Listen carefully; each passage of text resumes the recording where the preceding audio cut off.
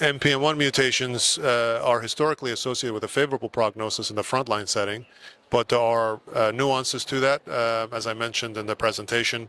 If patients are older, if there are certain concurrent mutations, and in the relapse refractory setting, patients with NPM1 mutations do not do as well and actually do quite poorly.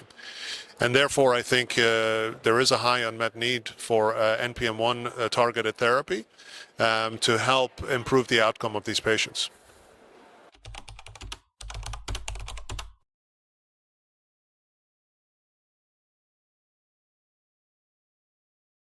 So ziftomenib is a potent inhibitor of the menin-KMT2A interaction on histones, and in that fashion downregulates certain regulators, specifically HOXA9 and MEIS1, leading to differentiation of myeloid blasts into normal myeloid precursors and ultimately a clinical response. And in this phase 1 phase 1b study, we focused our attention during this presentation on NPM1 mutated patients.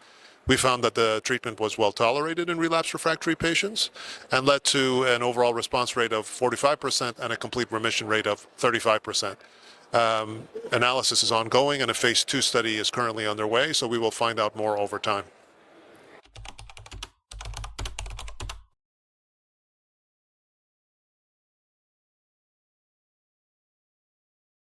Yeah, I mean, I think the current landscape of AML, I think, is probably continues to evolve in terms of therapies. The menin inhibitor class is intriguing.